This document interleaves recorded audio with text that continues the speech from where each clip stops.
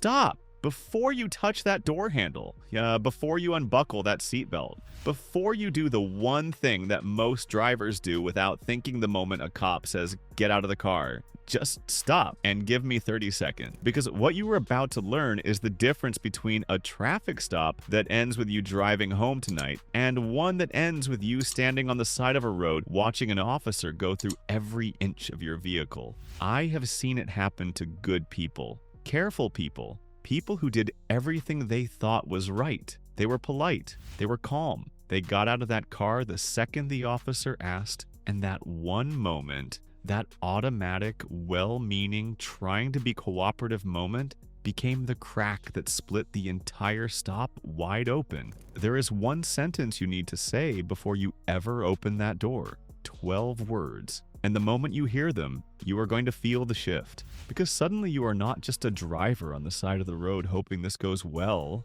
You are someone who knows exactly where they stand. Stay with me. This is the one. Here's the mistake almost every driver makes, and they make it before the stop even gets serious. They treat it like a social interaction. Be friendly, be cooperative, move fast, and maybe the officer goes easy. That instinct is completely understandable, but it is built on a misreading of what a traffic stop actually is. A traffic stop is not small talk on the side of the road. It is a legal encounter. Every word you say carries weight. Every movement you make is being observed. Every door you open changes the legal landscape of everything that follows. And the moment you step outside that vehicle without saying the right thing first, you have already handed the officer more than you were ever required to give. I have spent years studying how these encounters escalate, how rights get waived without drivers ever knowing they waived them, how one sentence said at the right moment changes the entire legal trajectory of what follows. Today, you are getting that sentence. And more importantly, you are getting the understanding behind it so you never forget it and never fail to use it. Let us get into it. Your car door is a legal boundary. Most drivers think the dangerous part of a traffic stop is what they say. It is not. It is what they do. And nothing they do carries more legal consequence than the moment they step outside that vehicle. Here is why this matters more than most people realize. When you are inside your car, you are inside a legally defined space. Your vehicle carries Fourth Amendment protections. Officers cannot search it without a warrant, your consent, or a specific legal exception. The interior of that car, everything the officer cannot see through the glass, is protected territory. You are separated from the full force of the encounter by a door and a window and a set of constitutional rights that exist specifically for this moment. The second you step outside, that changes completely. Outside the vehicle, you are standing in an open public space. There is no physical boundary between you and the officer. Your body language is visible from every angle. Your pockets are within reach. The psychological weight of the encounter shifts immediately and dramatically.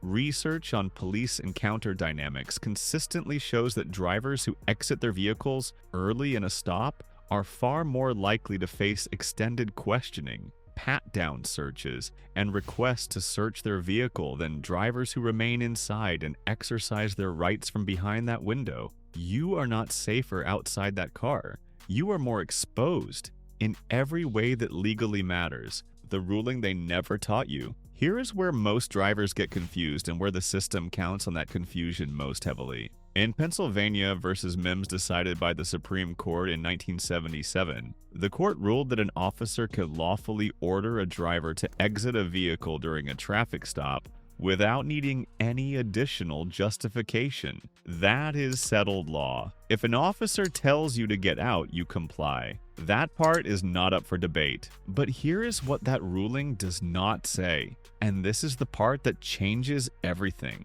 It does not say you must exit without speaking. It does not say you forfeit your rights the moment your feet touch the pavement. It does not say the officer has automatic permission to question you, pat you down, or search your vehicle simply because you are now standing outside it. Compliance with a physical instruction and protection of your legal rights are not the same thing.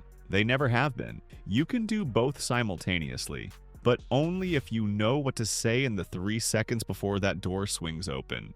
3 seconds that decide everything. Picture this moment with absolute clarity because everything in this video is building toward it. The officer says, "Step out of the vehicle." Your hand moves toward the handle. Every instinct you have built over a lifetime of wanting to be cooperative is firing at once. Just get out. Just comply.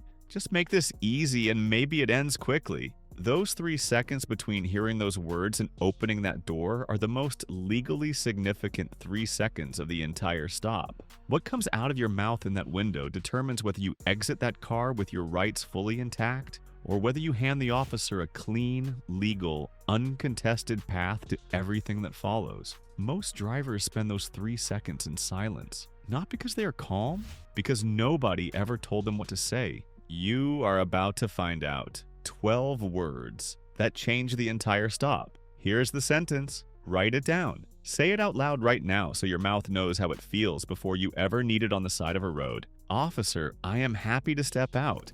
Am I being detained or am I free to go after this? 12 words. Here's exactly why every single one of them works. I am happy to step out and signal immediate, calm compliance. You are not resisting. You are not creating a confrontation. You are not giving the officer a single legitimate reason to escalate. That matters enormously for what gets written in the report and how any subsequent legal proceeding interprets your behavior at the scene. Am I being detained and forced to make a legal declaration at the earliest possible moment? Under Terry versus Ohio, decided in 1968, and affirmed in Rodriguez versus United States in 2015, an officer must be able to articulate specific reasonable suspicion to detain you beyond the original mission of the stop. By asking this question before you exit, you're placing that legal obligation directly on the officer right now, not later, not in a courtroom, right there at the window before that door opens.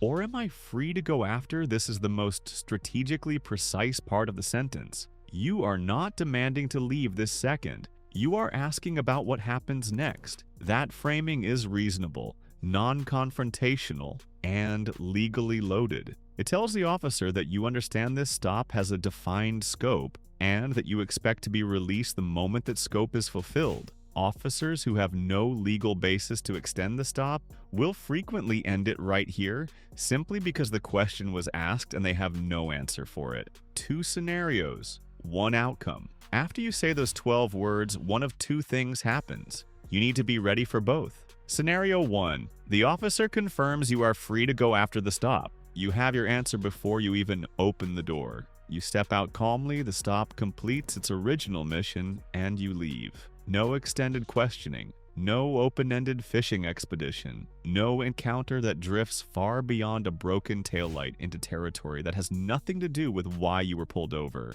You define the boundary before you cross the threshold, and the officer acknowledged it. Scenario 2, the officer says you are being detained. Now you have critical legal information that most drivers never obtain. You comply physically, you step out, you stay completely calm and completely polite. But you also know that this stop has officially escalated beyond its original mission, and you protect yourself accordingly from this point forward. You do not answer questions about your whereabouts, your passengers, or the contents of your vehicle. When asked, you say, I would prefer not to answer questions. You do not consent to any searches under any circumstances. When asked, you say, I do not consent to any searches. If questioning continues beyond that, you say, I would like to speak with an attorney before answering anything further. From that point forward, the conversation is between your attorney and the legal system, not between you and an officer on a dark road at midnight. Here's the truth this entire video has been building toward. You were never powerless at a traffic stop. Not once. The power was always sitting inside a sentence you simply had never been given. The law gives you a clock on every stop. It gives you the right to know your legal status. It gives you the right to silence. It gives you the right to an attorney. None of those rights vanish the moment an officer says, step out of the vehicle. But rights that go unspoken do not protect anyone. The next time those lights hit your mirror and that stop stretches past its reason and the officer says, step out of the vehicle, you will not freeze. You will not scramble. You will not hand over everything with the door handle. You will take one breath, and you will say exactly 12 words. Officer, I am happy to step out. Am I being detained or am I free to go after this? That is the sentence that walks you home tonight. If this video gave you something real, share it before you close this app. Not for the numbers, because someone you care about is going to be in this exact moment,